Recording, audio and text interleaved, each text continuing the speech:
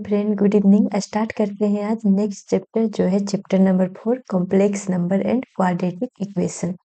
तो सबसे पहले तो एक नया टर्म है कॉम्प्लेक्स नंबर, इसके बारे में डिस्कस करेंगे। अभी तक हम लोग नंबर्स में पढ़े थे reals number, integer, whole number, natural number, लेकिन एक नया टर्म जो है कॉम्प्लेक्स नंबर। तो कॉम्प्लेक्स नंबर का जरूरत क्यों पड़ा? जितना भी हम नंबर्स पहले पढ़ चुके हैं उससे अलग हट गए। तो एक हम क्वाड्रेटिक इक्वेशन पढ़ते थे। क्वाड्रेटिक इक्वेशन क्या था? X square plus b x plus c equal to 0। तो इसको सोल्व करते थे डिस्क्रिमिनांट निकाल करके। तो अगर डी लेस देन 0 रहता था तो डी लेस देन 0, तो डी इक्वल टू होता क्या था? B square minus 4ac। अब डी जो है लेस देन 0, कहने का मतलब अंदर वाला जो बी स्क्वायर माइनस 4ac का टर्म ये निगेटिव में आ गया। तो हम निगेटिव का रूट नहीं निकाल पाते थे, जिससे जो आता था इसका, जब डी ही लेस देन 0 आ गया तो इसका भी रूट नहीं निकलता था, मतलब एक्स का वैल्यू नहीं निकलता था, क्योंकि हमको निगेटिव रूट का वैल्यू ही नहीं पता था। तो इसी निगेटिव रूट को बनाने के लिए, इसका वैल्यू निकालने के लिए एक नया नंबर ऐड किया गया जिसको बोलते हैं कॉम्प्लेक्स नंबर। अब देखो कॉम्प्लेक्स नंबर में होता क्या है कि a number of the form A plus I B. Number क्या है? A plus I B, where A and B are reals number, जहाँ दो रियल्स नंबर होंगे। और हम जानते हैं कि जितना भी नंबर, सारा नंबर को अगर इंक्लूड कर दे तो एक रियल नंबर का सेट बनता है। तो यहाँ पे अगर कोई नंबर है ए प्लस आई बी के फॉर्म में, मतलब उसमें एक टर्म लगा हुआ है आई, स्मॉल आई करके, तो इसको हम कॉम्प्लेक्स नंबर डिफाइन करते हैं। जैसे एग्जांपल के लिए है 2 प्लस आई 3। ये नंबर में देखो तो 2 है और 3 आई है, मतलब इस पूरे नंबर में एक आई टर्म लगा हुआ, तो हम इस नंबर को कॉम्प्लेक्स नंबर समझेंगे और इसको डिनोट करते हैं कॉम्प्लेक्स नंबर को कैपिटल जेड से। फिर उसी तरह से दूसरा एग्जाम्पल है -1 प्लस आई रूट 3। -1 प्लस इसमें भी एक आई लगा हुआ, तो ये भी एक कॉम्प्लेक्स नंबर है। 4 प्लस आई माइनस 1/11, इसमें भी आई लगा हुआ है, तो एक कॉम्प्लेक्स नंबर है। अगर 3 भी आई भी लिखा रहेगा, जहाँ पे भी अगर आई टर्म दिख जाए कोई रियल नंबर के साथ, उसको हम कॉम्प्लेक्स नंबर में कंसीडर करेंगे। 3i क्यों? क्योंकि इसको भी हम लिख सकते हैं 0 प्लस 3i, और इसमें a के जगह पे 0 है और b के जगह पे 3, तो यहाँ पे ए बी जो है रियल पार्ट है और इसमें एक आई टर्म लगा हुआ है, तो इसको आई स्टैंड फॉर इमेजिनरी, और इमेजिनरी का ही एक फर्स्ट टर्म आई से इंडिकेट करते हैं, तो इमेजिनरी नंबर इसको बोलते हैं। मतलब कॉम्प्लेक्स नंबर में रियल नंबर भी होता है और इमेजिनरी नंबर भी होता है। इमेजिनरी नंबर मतलब जिसका वैल्यू निकालना पॉसिबल नहीं है, जो रूट के अंदर माइनस वाला टर्म जो भी आता है, जैसे -√3 हो गया या फिर -5 हो गया, -4 हो गया, तो ये सब कोई इमेजिनरी नंबर बोलते हैं। तो इसी को, और कॉम्प्लेक्स नंबर किसको बोलते हैं? तो उसमें रियल पार्ट भी रहना चाहिए और इमेजिनरी पार्ट भी रहना चाहिए, तो दोनों पार्ट है तो उसको कॉम्प्लेक्स नंबर बोलेंगे। तो इतना समझ में आ गया होगा। आगे देखते हैं आगे क्या कर रहा है। For the complex number z equal to a plus I b, complex number को कैपिटल जेड से डिनोट करते हैं, और ये क्या है? a plus I b. तो a is called the real part, a को हम बोलेंगे real part, denoted by r E z. अब रियल पार्ट को कैसे डिनोट करेंगे? तो आर ई जेड, मतलब कॉम्प्लेक्स नंबर का रियल पार्ट वो है a, और जिसमें आई लगा रहेगा वो कौन सा हो जाएगा? तो इमेजिनरी पार्ट, उसको डिनोट करेंगे आई एम कैपिटल जेड से, तो ये हो गया b। तो यही लिखा हुआ कि imaginary part denoted by I M Z of the complex number Z. For example if Z equal to 2 plus I 5, तो इसमें रियल कौन सा है कॉम्प्लेक्स नंबर का? आर ई जेड क्या होगा? तो 2 जो हो जाएगा आर ई जेड हो जाएगा, और जिसमें आई लगा हुआ है वो इमेजिनरी जेड, मतलब इमेज कॉम्प्लेक्स नंबर का इमेजिनरी पार्ट है। अब इसको हम, इसका एलजेब्रा मतलब प्लस माइनस मल्टीप्लिकेशन डिवीजन देखेंगे। उसके पहले एक चीज और है कि 2 complex number a plus I B and दूसरा complex number c plus I D दोनों आपस में इक्वल कब होगा? तो देखो रियल पार्ट और इमेजिनरी पार्ट को तो आपस में जोड़ नहीं सकते हैं, तो इक्वल कब होगा? जब a इक्वल टू सी, जैसे z1 equal to 3 plus 2i है, तो z2 इक्वल टू भी अगर 3 प्लस 2i रहेगा, तो ये दोनों में देख रहे हैं कि रियल पार्ट इक्वल है, इमेजिनरी पार्ट भी इक्वल है, तो इसमें बोलेंगे कि ये दोनों, मतलब कि z1 जो है z2 के इक्वल है, दोनों कॉम्प्लेक्स नंबर आपस में इक्वल है। तो ये कह रहा है कि रियल पार्ट इक्वल रहना चाहिए और इमेजिनरी पार्ट भी इक्वल रहना चाहिए, तो डेट मीन्स दोनों कॉम्प्लेक्स नंबर इक्वल है। अब इसका अलजेब्रा देखते हैं, प्लस माइनस। तो अलजेब्रा कैसे करेंगे, जैसे हम सिंपल अलजेब्रा पढ़ते थे प्लस माइनस, उसी तरह से थोड़ा बहुत चेंजेज है, बाकी सब वही है। तो सबसे पहले अलजेब्रा में हम देखेंगे addition of two complex number, दो कॉम्प्लेक्स नंबर को ऐड कैसे करेंगे या दो कॉम्प्लेक्स नंबर का सम कैसे निकालेंगे। तो दो कॉम्प्लेक्स नंबर का सम हम सपोज कर रहे हैं कि Z1 equal to A plus I B है, Z2 equal to C plus I D है, of any two complex number, दो कॉम्प्लेक्स नंबर है। तो सम Z1, अब ये दोनों को ऐड कैसे करेंगे, तो Z1 प्लस Z2, देखो तो रियल पार्ट को हम रियल में ऐड कर देंगे, मतलब A plus C, imaginary part को रियल पार्ट में, तो इमेजनरी पार्ट ऐड नहीं होगा, तो आई बी प्लस आई सी, यहाँ से आई को कॉमन ले सकते हैं तो B प्लस C। तो यहाँ से देख रहे हैं कि दोनों कॉम्प्लेक्स नंबर का सम कैसे निकलेगा, तो दोनों रियल पार्ट को जोड़ेंगे प्लस दोनों इमेजिनरी पार्ट को एक साथ जोड़ेंगे, तो जो आएगा, जो वैल्यू आएगा वो भी एक, इसमें भी आई का टर्म कंसीडर हो गया, तो ए भी एक कॉम्प्लेक्स नंबर, मतलब दो कॉम्प्लेक्स नंबर का सम ऑलवेज एक कॉम्प्लेक्स नंबर होगा।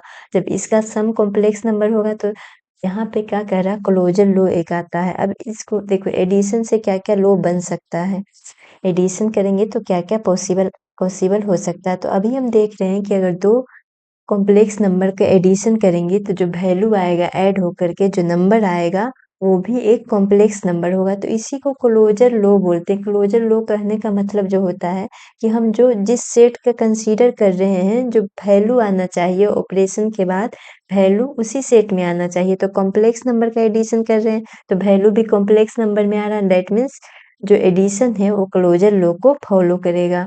The sum of two complex number is a complex number, that is Z1 plus Z2 is a complex number for all complex number Z1 and Z2। तो यही है कि अगर दो complex number को add करेंगे तो दोनों का सम भी एक कॉम्प्लेक्स नंबर आएगा। सेकेंड में है द कम्यूटेटिव लो। कम्यूटेटिव लो दो दो कॉम्प्लेक्स नंबर के लिए होता है, तो कम्यूटेटिव लो दो कॉम्प्लेक्स नंबर के लिए, मतलब कि Z1 प्लस Z2। अगर दो कॉम्प्लेक्स नंबर का ऑर्डर चेंज करके, मतलब पहले Z1 और Z2 को ऐड कर रहे हैं, फिर Z2 और Z1 को ऐड करेंगे, जैसे देखो 2 प्लस 3, इसमें बेसिक जो अलजेब्रा वाला हम मैथ में करते हैं वही रूल्स फॉलो होता है। 3 प्लस 2, ये दोनों मतलब ऑर्डर अगर चेंज करेंगे तो भी वैल्यू चेंज नहीं होगा। एडिशन में है कि Z1 plus Z2 equal to Z2 plus Z1। तीसरा है एसोसिएटिव लो। एसोसिएटिव लो में 3 आता है, तो हमेशा हमेशा एडिशन ही होगा, तो एडिशन का हम पढ़ रहे हैं, तो Z1 plus Z2 plus Z3, मतलब पहले दो को ऐड करके अगर तीसरा ऐड करेंगे तो इक्वल होगा। अगर बाद वाले दो ऐड करके पहला में ऐड करेंगे तो आपस में वैल्यू इक्वल होगा, that mean Z1 plus Z2, ये दोनों को पहले ऐड किए, उसके बाद तीसरा कॉम्प्लेक्स नंबर Z3 ऐड किए, तो जो वैल्यू आएगा, अगर Z2 और Z3 को पहले ऐड करके उसमें Z1 जोड़ेंगे, देख तो रहे एडिशन है, तो 2 प्लस 3 प्लस 5 करें या फिर 5 प्लस 3 प्लस 2 करें, वैल्यू तो इक्वल ही आएगा। तो वही कह रहा है, ये तीसरा जो होता है एसोसिएटिव लो होता है। The existence of additive identity, ये देखो एग्जिस्टेंस ऑफ एडिटिव आइडेंटिटी। अब आइडेंटिटी का मतलब क्या होता है, तो आइडेंटिटी मतलब पहचान, मतलब कि एडिटिव आइडेंटिटी मतलब कि ऐसा कोई कॉम्प्लेक्स नंबर है जिसमें कि अगर हम ऐड करेंगे तो उसका आइडेंटिटी वही रहेगा, सेम टू सेम आ जाएगा। तो देखो, there exist the complex number 0 plus i 0 is called the additive identity or the zero complex number such that for every complex number z plus 0 is equal to z। क्या करा, क्योंकि हम एक ऐसा complex number है, देखो इसका identity नहीं चेंज होना चाहिए, एडिट तो इसका क्या है कि zero zero complex number add करेंगे, एक तो जेड हो गया, दूसरा zero complex number zero add किया, तो वैल्यू जो आएगा जेड ही रहेगा, मतलब इसमें अगर हम कुछ ऐड कर रहे हैं तो वैल्यू इक्वल आ रहा है, आइडेंटिटी इसका नहीं चेंज हो रहा है। तो ये कह रहा है कि इसका एडिटिव आइडेंटिटी का भी एग्जिस्टेंस है।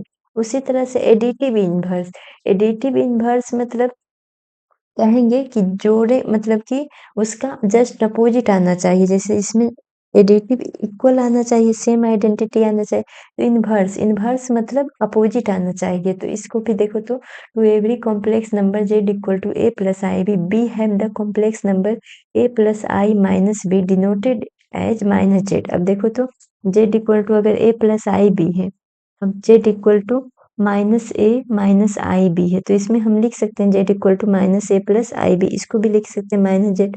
तो जेड एडिटिव इन्वर्स इसका हो सकता है, तो इसी को कहेंगे माइनस जेड को कहेंगे एडिटिव इन्वर्स और निगेटिव ऑफ जेड।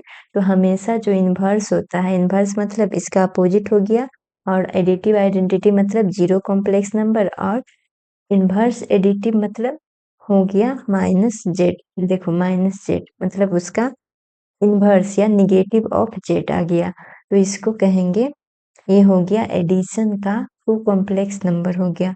हम नेक्स्ट है डिफरेंस में, तो डिफरेंस में भी वैसे ही करेंगे, दोनों का रियल पार्ट को एक साथ माइनस करेंगे और इमेजिनरी पार्ट को एक साथ माइनस करेंगे। Given any two complex number the difference Z1 minus Z2 is defined as follows. अब Z1 माइनस Z2 कैसे होगा, तो Z1 माइनस Z2, या फिर दोनों को प्लस करेंगे दूसरा वाला टर्म। अभी तो हम देखें Z प्लस माइनस Z, दूसरा वाला टर्म को माइनस में लेकर के कंसीडर करके हम प्लस वाला का यूज कर सकते हैं। तो ये हो गया डिफरेंस, जैसे एडिशन किए थे वैसे ही डिफरेंस भी करेंगे, बस प्लस के जगह पे माइनस लगा देंगे दूसरे वाले टर्म के साथ। थर्ड में है multiplication of two complex number, तो मल्टीप्लाई करेंगे, तो दो कॉम्प्लेक्स नंबर को मल्टीप्लाई करेंगे, तो देखो पहला Z1 इज, दोनों का इमेजिनरी पार्ट को एक साथ, हम Z1 Z2 कैसे है, ऐसे मल्टीप्लिकेशन करेंगे, यहाँ पे Z1 equal to a plus I B है, मल्टीप्लाई करना है C प्लस आई डी में, दो अलग अलग कॉम्प्लेक्स नंबर है, तो इसको देखो तो ए सी कैसे आई करेंगे, b c into i plus a a a d into i plus i square b d, ये आया।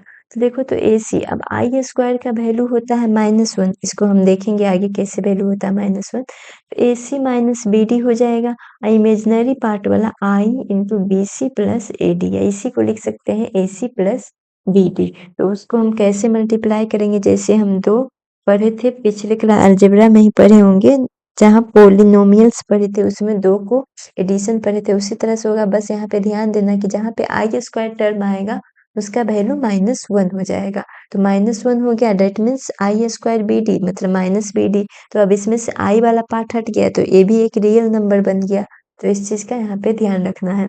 मल्टीप्लीकेशन में भी कौन कौन सा प्रॉपर्टी फॉलो होता है, पहला है क्लोजर लॉ।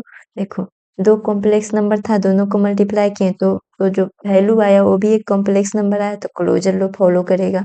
कम्यूटेटिव लॉ, तो Z1 इंटू Z2 करेंगे या फिर Z2 इंटू Z1 करेंगे, तो वैल्यू इक्वल आएगा, C प्लस आई डी है, या फिर A plus I b into C plus I D, दोनों में वैल्यू इक्वल आएगा। उसी तरह से तीन को भी मल्टीप्लाई करेंगे, तो दो को एक साथ मल्टीप्लाई करके तीसरा को मल्टीप्लाई करें, या पहले बाद वाले दो को एक साथ मल्टीप्लाई करके पहला को मल्टीप्लाई करें, तो जो वैल्यू आएगा इक्वल आएगा। एग्जिस्टेंस ऑफ मल्टीप्लिकेटिव आइडेंटिटी, देखो अब एग्जिस्टेंस ऑफ मल्टीप्लिकेटिव आइडेंटिटी, इसमें भी ये क्या हम ऐसा, इसमें है the existence of multiplicative identity.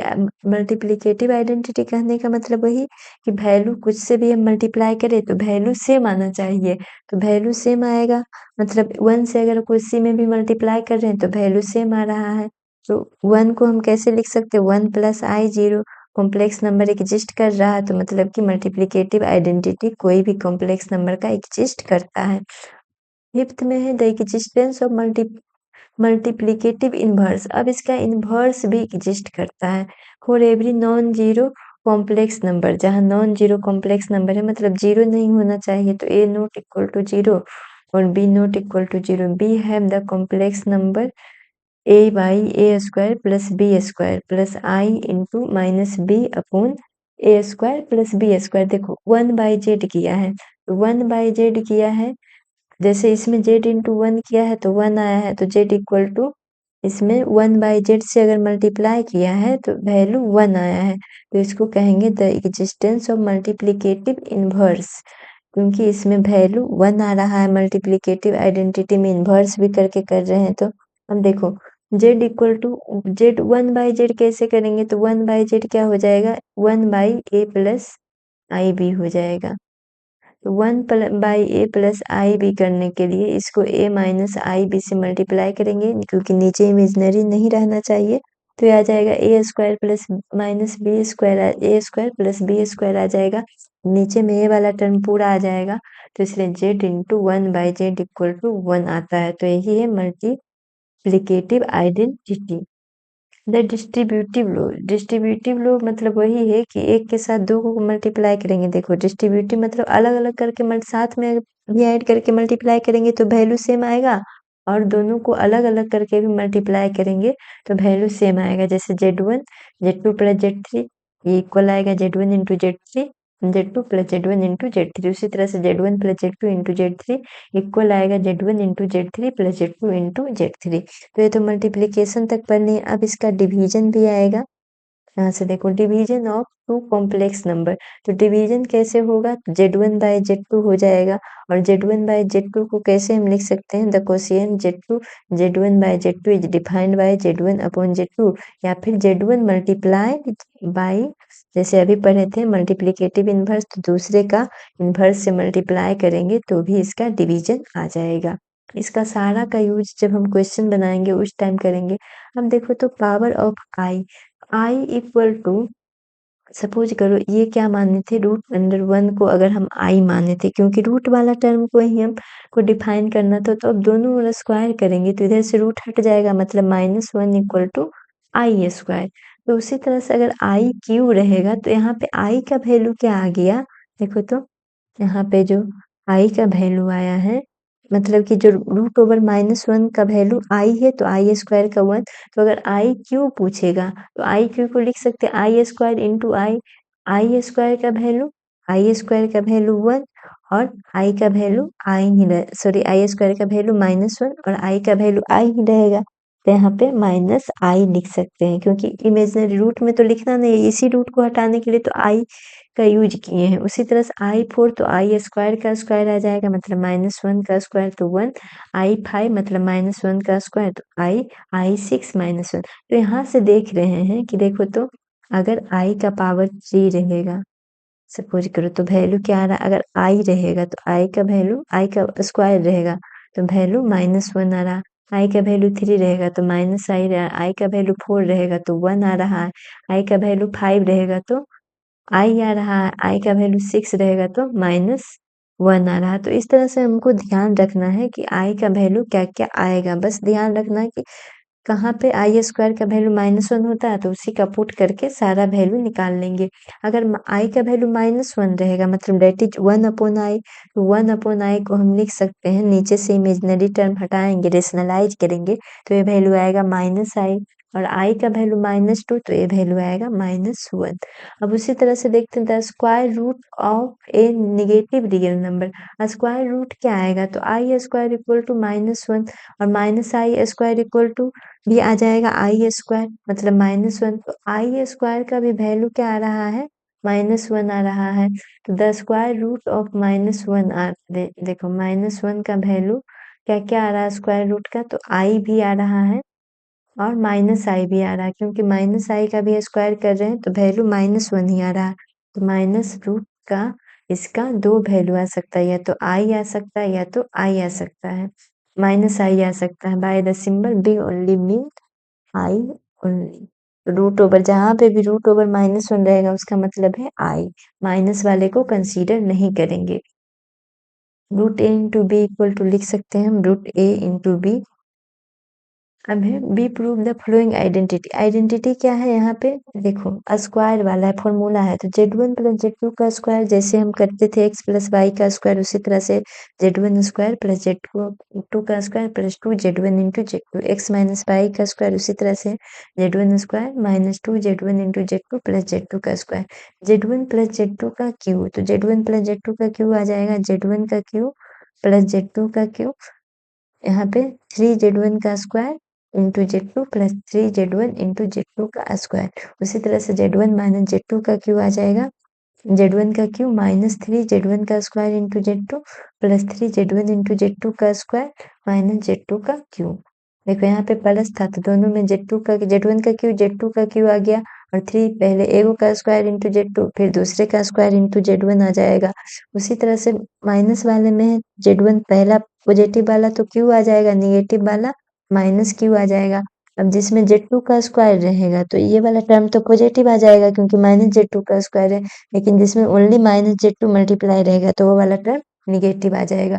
उसी तरह से Z1² माइनस Z2 का स्क्वायर इक्वल टू हम लिख सकते हैं x² माइनस y² का फॉर्मूला पे x plus y into x minus y, तो Z1 plus Z2 into Z1 minus Z2। तो ये हो गया कॉम्प्लेक्स नंबर का थ्योरी। अगले क्लास में इस पे बेस्ड एक्सरसाइज को सोल्व करेंगे।